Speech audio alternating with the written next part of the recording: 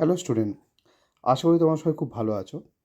তো যেমনটা আমরা ভিডিওর যে সিরিজটা চালাচ্ছি, যে প্রত্যেকটা সাবজেক্টের প্রতিটা অধ্যায়ে আলাদা আলাদা করে সেপারেট করে ভিডিও আপলোড করার যে সিরিজ আমি চালাচ্ছি, সেখান থেকে আজকে আমরা আলোচনা করব মাধ্যমিক ভূগোলের লাস্ট অধ্যায়, অর্থাৎ অধ্যায় 6-এর খুব গুরুত্বপূর্ণ, যেটা এবছরের পরীক্ষার জন্য, সেই প্রশ্নগুলো নিয়ে আলোচনা করব। মোটামুটি এই প্রশ্নগুলো তোমরা করে গেলে এর বাইরের কিছু করার দরকার নেই, এগুলো থেকেই তোমরা কমন পেয়ে যাবে। আর তার সঙ্গে বলে রাখি, ভূগোলের সঙ্গে সঙ্গে অন্যান্য বিষয়েরও প্রতিটা চ্যাপ্টার ওয়াইজ সাজেশন আমি আপলোড করব ভিডিও আকারে। কিন্তু এগুলো সমস্ত কিছু কম্বাইন্ড যে নোটসটা পিকচার আকারে আমি ফেসবুক পেজে আমি আপলোড করে দিয়েছি। তো তোমরা যারা এখনও দেখোনি বা ডাউনলোড করে নাওনি, নিচে ডেসক্রিপশানে ফেসবুক চ্যানেলের পেজ দেওয়া থাকবে, সেখান থেকে গিয়ে তোমরা দেখে নিতে পারো বা ডাউনলোড করে নিতে পারবে। পারলে তোমরা টেলিগ্রাম চ্যানেলেও যুক্ত হতে পারো, সেখানেও ছেড়ে দেওয়া আছে। তো চলো শুরু করে নাও। 6 অধ্যায় থেকে আমি কী কী প্রশ্ন রেখেছি এবছরের মাধ্যমিক পরীক্ষার জন্য। তো দেখো, 6 অধ্যায়টা আমাদের জন্য খুব গুরুত্বপূর্ণ, যেখান থেকে হয়তো 2 নম্বরের প্রশ্ন আর 3 নম্বরের প্রশ্ন প্রায় আসে। এখান থেকে 2 নম্বরে তো অবশ্যই আসে। তো দেখো, 6 অধ্যায়ে উপগ্রহ চিত্রের মান 2 আর 3-এর এখান থেকে আসে। প্রথম প্রশ্ন নিয়েছি, দূর সংবেদন বা রিমোট সেন্সিং কাকে বলে। দ্বিতীয় প্রশ্ন, দূর সংবেদন রিমোট সেন্সিং মধ্যে দুটি সুবিধা কাকে বলে, সঙ্গে দুটি সুবিধা ও দুটি অসুবিধা। 3 নম্বর, মার্কিন যুক্তরাষ্ট্র ফ্রান্সের কৃত্রিম উপগ্রহের নাম লেখো। 4, ভূ সমলয় বা জিও স্টেশনারি উপগ্রহ কাকে বলা হয়, উদাহরণ দাও। 5 নম্বর প্রশ্ন, সূর্য সমলয় উপগ্রহ কাকে বলে, উদাহরণ দাও। 6, ভূ সমলয় ও সূর্য সমলয় উপগ্রহের মধ্যে 3টি পার্থক্য। 7, সক্রিয় সেন্সর ও নিষ্ক্রিয় সেন্সর কাকে বলে, উদাহরণ দাও। 8, উপগ্রহ চিত্রকে বাইনারি চিত্র বলা হয় কেন।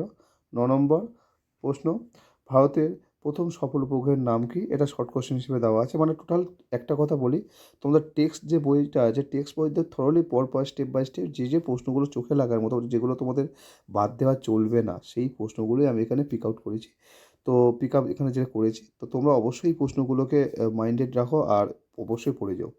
সেন্সর বা ক্যামেরা কি। ছদ্ম রং, তাই ওর দাগে ছদ্ম রং প্রকাশিত চিত্র বা ফলস কালার কম্পোজিট, বা যার একটা নাম এফসিসি কাকে বলা হয়। 12 দাগে পিক্সেল কি। 13 দাগে সোয়াত কাকে বলা হয়। 14 দাগে উপগ্রহ চিত্রের 3টি বৈশিষ্ট্য লেখো। 15 দাগে ভারতের সর্বেক্ষণ বিভাগ বা সার্ভে অফ ইন্ডিয়া কত সালে প্রস্তুত হয় এবং কোথায় অবস্থিত। 16 নম্বর, ভূবৈচিত্র্য মানচিত্রের দুটি বৈশিষ্ট্য ও সংজ্ঞা। 17 দাগে উপগ্রহ চিত্র ও ভূবৈচিত্র্য মানচিত্রের 3টি পার্থক্য। 18 দাগে মিলিয়ন সিট মানচিত্র কাকে বলে, উদাহরণ দাও। 19 দাগে মিলিয়ন সিট, ডিগ্রি সিট, ইঞ্চি সিট, এদের বিস্তৃতি আর আরএফ স্কেল সূচক লেখো। আরএফ স্কেল আর সূচক লেখো।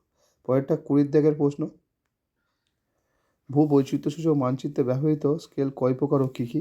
21, ভূবৈচিত্র্য মানচিত্রের 3টি গুরুত্ব। 22, জিও স্টেশনারি উপগ্রহ কী। 23, উপগ্রহ চিত্র কাকে বলতে কী বোঝো। 24, উপগ্রহ চিত্রের সংজ্ঞা দাও। 25, ভগ্নাংশ সূচক স্কেল বা আরএফ স্কেলের ব্যবহার উল্লেখ করো। 26, বিবৃতিমূলক স্কেল কী। 27, রৈখিক স্কেল কাকে বলে। 28, আরএফ 1:50,000 মানে 50,000 বলতে কী বোঝো। 29, মানে এটা খুব ভালো লেভেলের প্রশ্ন, ভূবৈচিত্র্য মানচিত্রে ব্যবহৃত স্কেল কয় প্রকার ও কী কী, উদাহরণ দাও। এই প্রশ্নটা দুবার হয়ে গেছে, এই যে 20 দাগে আর 29 দাগে।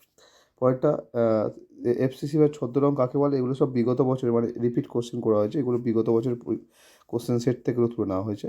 টিসিসি বা প্রকৃত রং কাকে বলে। 32, উপগ্রহ চিত্রকে বাইনারি চিত্র কেন বলা হয়। তো এই কটা প্রশ্ন যেগুলো তোমরা ছয় অধ্যায় থেকে তোমরা অবশ্যই দেখবে। তো 6 অধ্যায় থেকে এই কটা প্রশ্ন 2 বা 3-এর জন্য এর বাইরে করার দরকার নেই, এগুলো করলে তোমাদের যথেষ্ট। আর এর সমস্ত উত্তর তোমরা টেক্সট বই থেকে করতে পারবে। বিলিভ মি, টেক্সট বইটা খুব ভালো। টেক্সট বইটা তুমি যদি ঠিকঠাকভাবে পড়ে যাও, তো এগুলোর তোমার যথেষ্ট উত্তর ঠিকঠাক যদি লিখে আসতে পারো, ঠিকঠাক নাম্বার পাবে। এমন নয় যে তোমরা সহায়িকা থেকে লিখলে বেশি পাবে আর টেক্সট বই থেকে লিখলে কম পাবে। তবে পার্থক্যগুলো লেখার সময় একটা কথা বলবো, যে বিষয় যে টপিকটা আছে ওটা অবশ্যই নেবে। মানে তোমাদের যে 3টে বক্স থাকে, 3টে বক্স যেটা থাকে পার্থক্যের ক্ষেত্রে, তো 3টে বক্স প্রথমে থাকে বিষয়, তারপর যে দুটো টপিকের পার্থক্য। তো বিষয়ের নামটা লিখে সেই দুটো টপিকের পার্থক্য এরমভাবে লিখে যাবে। এরমভাবে লিখলে পার্থক্যের ক্ষেত্রে ফুল মার্কস পাবে। 3টে যদি পার্থক্য চাই, তো সেক্ষেত্রে একটা এক্সট্রা দেবে, 4টে দেবে। বা দুটি পার্থক্য, দুটি যদি বলে অলরেডি যদি বলে দুটি পার্থক্য লেখো, তাহলে তোমার দুটোই দাও, কোনো অসুবিধা নেই, 2-এ 2 পাবে। বাট যদি বলে দেওয়া হয় 3 নম্বরের প্রশ্ন পার্থক্য লেখো, তো সেক্ষেত্রে 3 নম্বরের প্রশ্নের জন্য 4টি অবশ্যই দেবে, ঠিক আছে? আর যদি ওখানে মেনশান করা থাকে যে 3টি পার্থক্য লেখো, তো 3টি অবশ্যই লিখলে কোনো অসুবিধা নেই। তো এই ছিল আলোচনা, আশা করি তোমাদের ভালো লেগেছে। এরকমভাবে প্রতিটা অধ্যায় স্টেপ বাই স্টেপ আলোচনা আপলোড করে দেওয়া হবে। চ্যানেল নতুন হলে চ্যানেলটা সাবস্ক্রাইব করে রাখো, আর পাশে থাকা বেল আইকন প্রেস করে দাও, আর ভিডিওটা বন্ধুদের সঙ্গে শেয়ার ও লাইক করে দাও। তো দেখা হচ্ছে পরের ভিডিও নিয়ে।